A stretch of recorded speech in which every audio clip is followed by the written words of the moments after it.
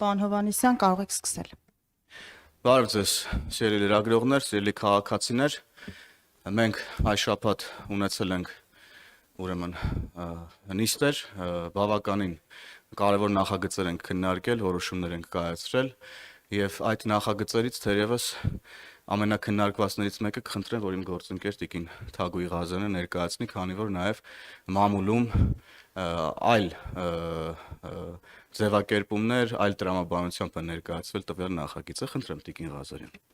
Շնորհակալություն, պարոն Հովհաննիսյան, բարև ձեզ հարգելի գործընկերներ, խոսքը նախագծերից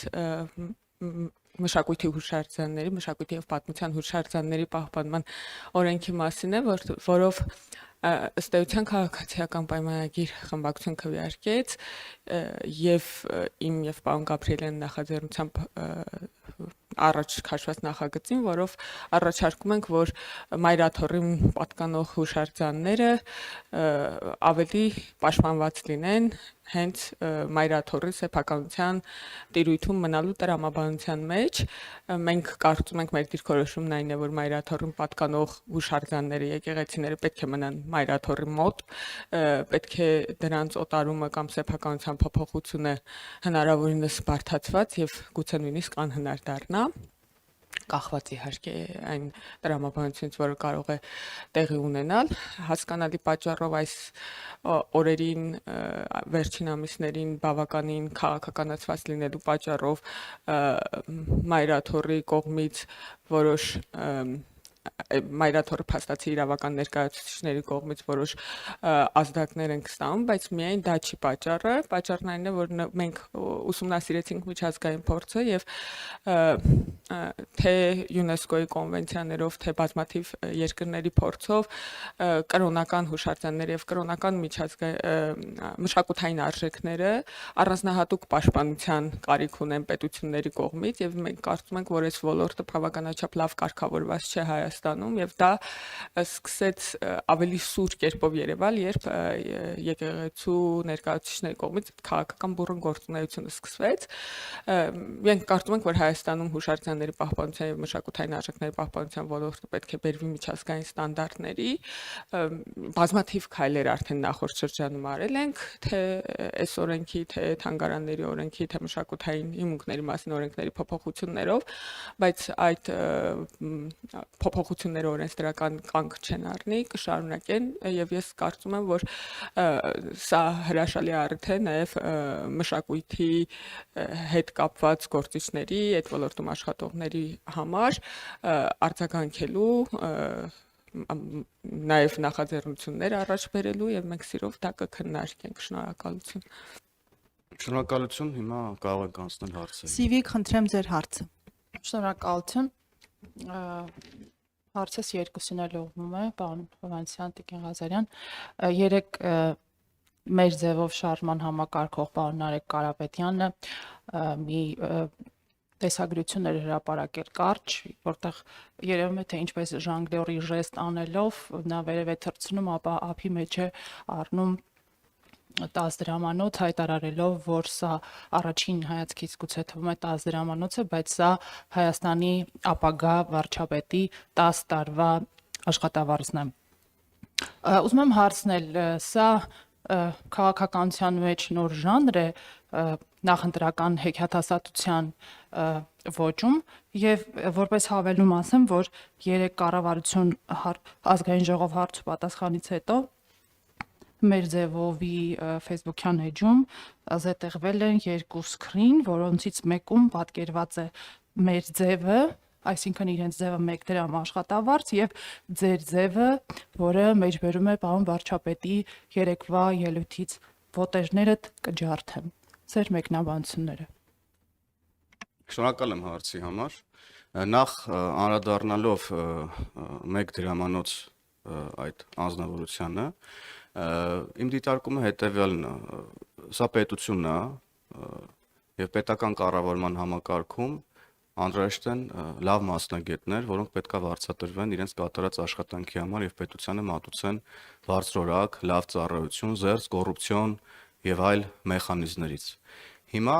ձեր նշած անձնավորությունը ըստ էության, երբ որ հայտարարում է, որ կան մարդիկ կամ կա մարդով պատրաստը որպես վարչապետ աշխատել 1 դրամով, ըստ էության նման ծանր եւ պատասխանատու աշխատանք կատարել 1 դրամով, հարցեր են առաջանում, թե այդ մարդու կարիքներն ով է հոգալու, ով է կերակրելու այդ մարդուն, ով է հագցնելու այդ մարդուն։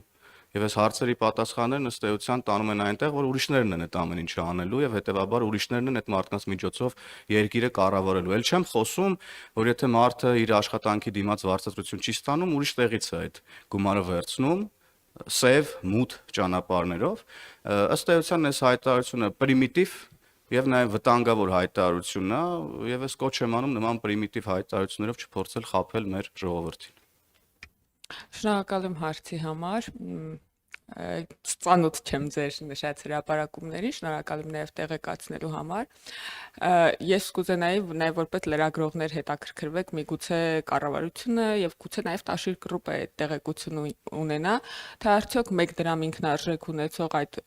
գործիչի ներկայացրած կազմակերպությունը, օրինակ, որքան հարկային արտոնություններ է խնդրել եւ ստացել կառավարությունից վերջի տարիներին, արդյոք դա 1 դրամ է եղել, թե մի քանի միլիարդ դրամ։ Պետք է հասկանալ, որովհետև եթե չեմ սխալվում, ժամանակ առ ժամանակ բարբերաբար կառավարության նիստում այդպիսի որոշումներ են կայացվում, միգուցե էկոնոմիկայի նախարարությունը այդ մասին կարողանա որակյալ արձագանք տա, ամբողջական պատկեր ունենաք, եւ նաեւ ինչ վերաբերում է Հայաստանում աշխատավարձերին, ես համաձայն եմ իհարկե պարոն Հովհաննիսյանի հետ, պետք է մարդը ինչ-որ տեղից վճարվի եւ ծառայի սպասարկի այն մարդկանց ումից վճարվում է եւ հետեւաբար մենք կարծում ենք, որ Հայաստանում պետական ապարատի աշխատողներ պետք է վճարվեն ժողովրդի հարկերից, որպեսզի սպասարկեն ժողովրդի կարիքները եւ այդ ժողովրդի կարիքների սպասարկման տրամաբանության մեջ ես ուզում եմ նշել, որ վերջին մեր քաղաքական թիմի կառավարման ընթացքում, այսինքն 2018-ից 2025 թվականի ընթացքում միջին աշխատավարձը 180,000 դրամից միջին նկատի ունեմ մասնավոր սեկտորը նույնպես ներառյալ 180,000 դրամից աճել է 300,000 դրամ, այսինքն 75%-ով։ Իմ ոլորտի վերաբերյալ կարող եմ ասել, որ ուսուցիչների միջինացված աշխատավարձը բարձրացել է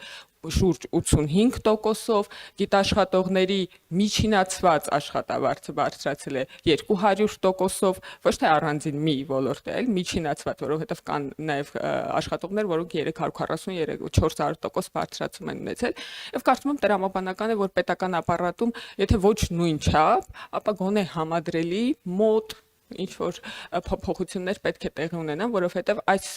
համակարգում աշխատող մարդկանց աշխատանքի արդյունքն է, որ մենք հիմա ունենք այս վիճակագրական տվյալները։ Շնորհակալություն։ ABC խնդրեմ։ Շնորհակալ եմ։ Նիկոլ Փաշինյանին Միացյալ Նահանգների ղեկավարը հրավիրել է խաղաղության խորհրդին մասնակցելու կարևոր նախապայմաններից մեկն էլ $1 միլիարդ ներդրումն է։ Արդյոք ինչպես է պատրաստվում $1 միլիարդ ներդրումը կատարել կամ կատարելու է թե ոչ, եւ արդյոք ավելի անհրաժեշտ չի Հայաստանի Հանրապետությանը $1 միլիարդ, քան խաղաղության խորհրդի ներդրման համար։ Նախ ձեր նշած պնդումը պետք է մի հատ վերջնականապես ճշտվի եւ վարչապետի աշխատակազմը ըստ էության այդ հարցերի պատասխանները կտա։ Ես նման տեղեկատվություն այս բան չունեմ եւ նաեւ կարծում եմ, որ հրավերը կարող է տարբեր ղեկավարներին տարբեր տրամաբանությամբ ուղարկվել եւ ձեր նշած պայմանը կարող է նաեւ պարտադիր պայման չլինել։ Դրա համար ժամանակին, երբ որ կգա ժամանակը, վարչապետի աշխատակազմը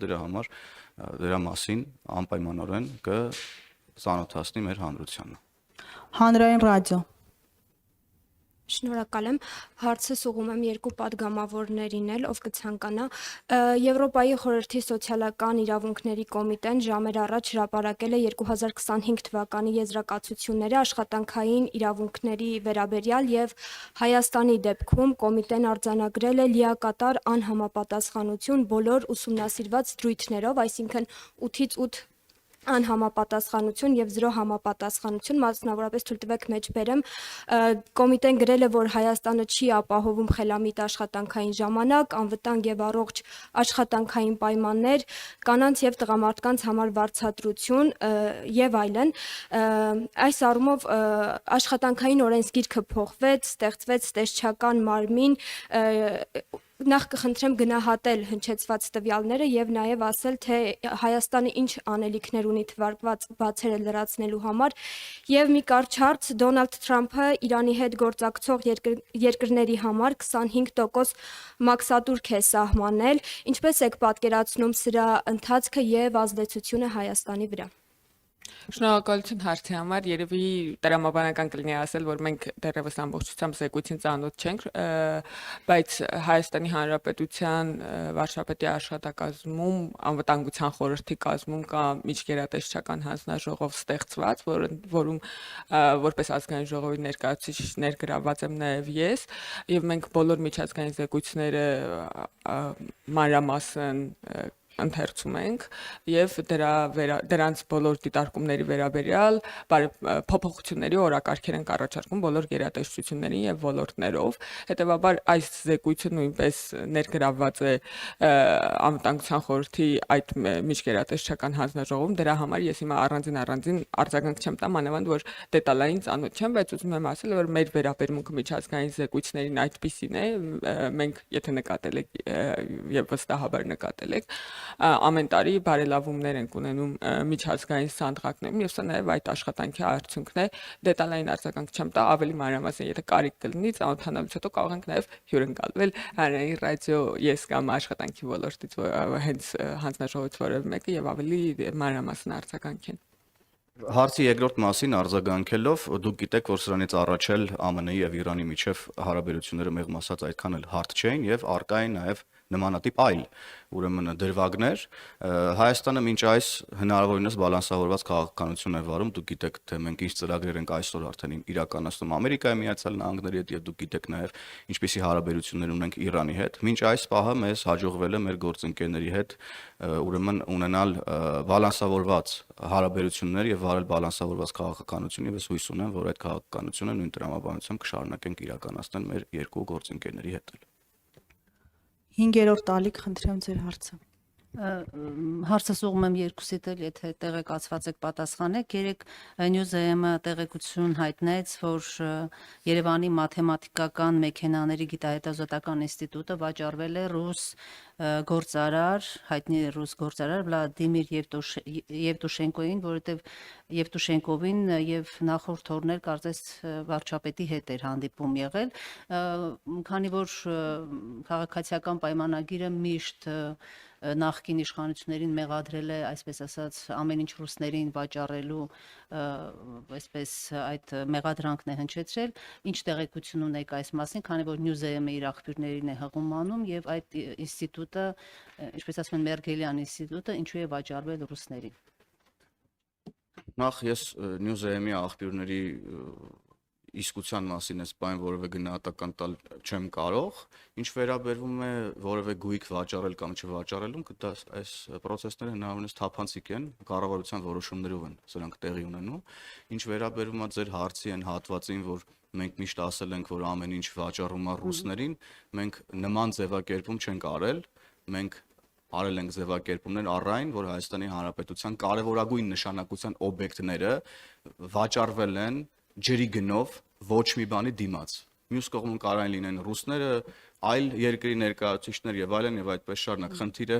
հիմնականում այն չի, թե ումա դրանք վաճառվել, խնդիրն այն է եղել, որ օրինակ Ռոբերտ Քոչյանի օրոք գույք պարքի դիմաց տրվել են Հայաստանի Հանրապետության կարևորագույն նշանակության օբյեկտներ։ Մենք սրա մասին ենք խոսել։ Իսկ ձեր հարցադրումը լրացուցիչ ճշտումների կարիք ունի, բաց աղբյուրներում ես վստահ եմ, որ դուք կարող եք ձեզ համար ավելի վստահելի եւ պաշտոնական աղբյուրներ գտնել, քան Նյուզեեմի աղբյուրներն են, եւ այսքանը Հայաստանի Հանրապետությունում ցանկացած գույք, եթե տրվում է վարձով կամ վաճառվում է կամ ներդրումային ծրագիր է իրականացնում, այս ամեն ինչը տեղի ունենում բաց, թափանցիկ կառավարության որոշումներով, դուք էլ տեսել եք, որ 2018 թվականի ոչ բռնի թավշյա ժողովրդական հեղափոխությունից հետո կառավարության նիստերը ուղիղ եթերով հեռարձակվում են, թափանցիկ են, բաց են եւ այդտեղ չեմ կարծում, որովհետեւ փակ եւ ծածուկ հարց է մնում, շնորհակալ։ Խնդրեմ ներկայացեք ձեր հարցը։ Factor TV Արփի Հակոբյան հունվարի 19-ին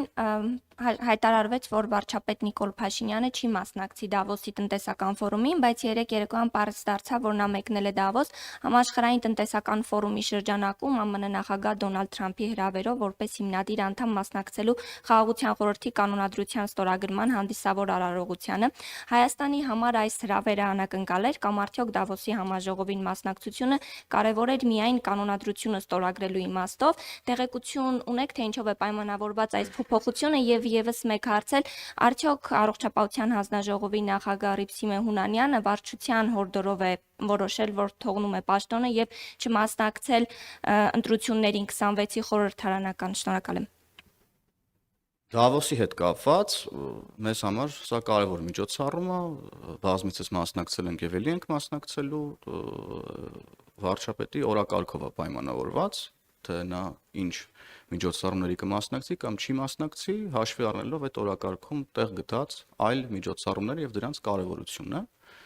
Ինչ վերաբերվում է Տիկին Հունանյանի վերաբերյալ հարցին, Տիկին Հունանյանը որոշում է կայացրել եւ մենք հարգում ենք իր որոշումը եւ խնդրում ենք ձեզ էլ բոլորին էլ հարգել Տիկին Հունանյանի այդ որոշումը։ Եթե կարճ լրացումա, կարճելի։ Մի հարց էլ ազատության գործընկերներից են խնդրել տալ, եթե դեմ չեք ուղիղ մեջ բերեմ իրենց հարցը։ Տիկին Ղազարյան, ձեզ են հարցնում, ինչ որ կասկած ունեք, որ մայրաթորը եկեղեցիներն այլ անձանց է հանձնելու, որ նման օրենք եք գրել, օրինակներ բերեք ձեր կասկածը հիմնավորող մեջբերման ավարտը։ Շնորհակալ եմ հարցի համար, մենք այդ հարցը շատ մանրամասն քննարկենք ազգային ժողովի ակումբի նիստում, հույս ունեի, որ հետևած կլինեք, բայց մի քանի պատմությամբ է հիմնավորվում այս թեման։ Նախ եկեք արձանագրենք, որ հուշարձանների պահպանությունը պետք է ամրագրվի անկախ նրանից, թե կան այդ պահին կասկածներ, թե ոչ։ Երկրորդ, մենք գիտենք, մամուլում կան հրապարակումներ, ես հիմա եկեղեցու փաստացի իրավական ներկայացուցիչի ընտանիքի անդամներին չթիրախավորելու համար անունները եւ հասցեները չեմ տա, բայց կան հրապարակումներ, որ Կտրուշ Ներսիսյանը իր թորներին օրինակ եկեղեցու գույքից բնակարանը չհերկված, ընդ որում կարա հերքի եւ այն մարդիկ, ովքեր դա հրապարակել են, միգուցե հրապարակային խոսեն այդ մասին եւ նաեւ հոգեվոր խորհրդի ներկայացուցիչներ են այդ մասին պատմել, որ եկեղեցու գույքից օտարվել են, նվիրվել են, սեփականաշնորհվել են իր ընտանիքի անդամներին։ Այս նախադասության մեջ իհարկե ամեն ինչն է աբսուրդ, սկսած այդ նրա ամբողջ նախադասությունը, հա, կաթողիկոսը իր թորներին նվիրել է եկեղեցու գույքը, այս նախադասությունը ծայրից ծայր աբսուրդ է, բայց հիմա այդ իրողության մեջ ենք ապրում։ Ինչ վերաբերում է մշակութային արժեքների նկատմամբ վերաբերմունքին, հենց ազատության մեր գործընկերներին տված, ձեր գործընկերներին տված հարցազրույցում Ասողիկ Քահանան, որ այդ պահին ներկայացնում է եկեղեցուն իրավաբանորեն, ասում է, որ իրենք Գեղարդից մի փշրանք, մասունք նվիրել են Ռուսաստանի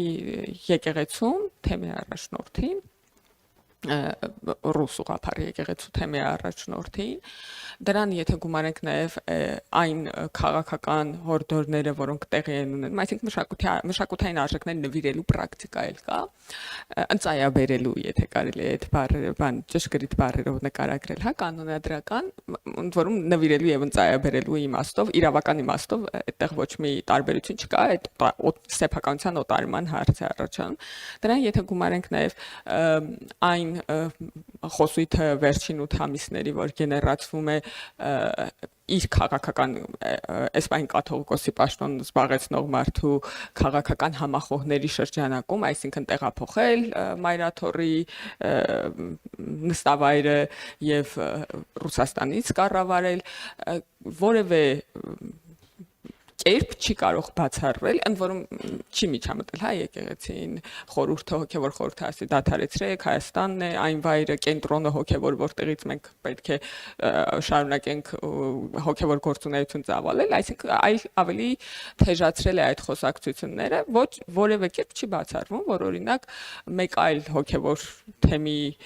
ներկայացուցիչի ծննդյան կապակցությամբ կարող են օտարվել եկեղեցու գույքերը, ընդ որում ես չեմ ասում, որ ինքը կվաճառի օրինակ տաշիր գրուպին մայրաթորը։ Սա բնականաբար աբսուրդ է։ Ես ասում եմ, որ հնարավոր է այս ամբողջ խոսակցությունների, հա, քաղաքական հակամարտության, քանի որ եկեղեցին ներգրավել է քաղաքականության մեջ եւ տրամաբանական բաներ է, քաղաքական իմաստով տրամաբանական բաներ է անում, որը վնասում է եկեղեցուն։ Ինքը կարող է օրինակ տեղափոխվել նոր Նախիջևանի թեմ եւ օրինակ նոր Նախիջևանի թեմի վրա գույքը գրանցել, ինչը հիմնավորվում է նաեւ նրանով, որ այս նախագծի քննարկումից հետո բազմաթիվ քահանաներ միջնորդավորված եւ ուղիղ հրապարակային եւ ոչ հրապարակային կապվել են ինձ հետ եւ առաջարկել են մյուս գույքերն էլ ներառել այդտեղ եւ ասել են, որ իրանք նույնպես այդ խոսակցությունները լսել են եւ այլն եւ այսպես շարունակ։ Սա այն մասով արդյոք ինչպես է հիմնավորվում, բայց նույնիսկ եթե որևէ հիմնավորում չլինի, պետության պոզիտիվ պարտավորությունն է, ընդ որում բազմաթիվ միջազգային կոնվենցիաներով պաշտպանել իր տարածքում գտնվող կրոնական հուշարձանները, կան երկրներ եւ առաջադեմ երկրներ, ժողովրդավար երկրներ, աշխարհի երկրների մեծամասնությունը, ովքեր որևէ կերպ ուրիշ որևէ կազմակերպության սեփականության իրավունք չեն տալիս։ Ասենք օրինակ Հունաստանում եկեղեցիները բացի պետությունից սեփականության իրավունքով որևէ մեկին պատկանելու իրավունք չունեն։ Եվ այդպես երկրները շատ են։ Հետևաբար դա առաջադեմ միջազգային պրակտիկա է, որը մենք կարծում ենք Հայաստանն է պետքա որդեգրի։ Իհարկե հիմա ընդհանրակարգային իրավական խոչընդոտներ կան, բայց դա ավելի տրամաբանական է, որովհետև այդ եկեղեցիները պատկանում են հայ ժողովրդին, դա հայ ժողովրդի մշակութային ժառանգությունն է։ Շնորհակալություն, մեր ժամանակը սպառվեց։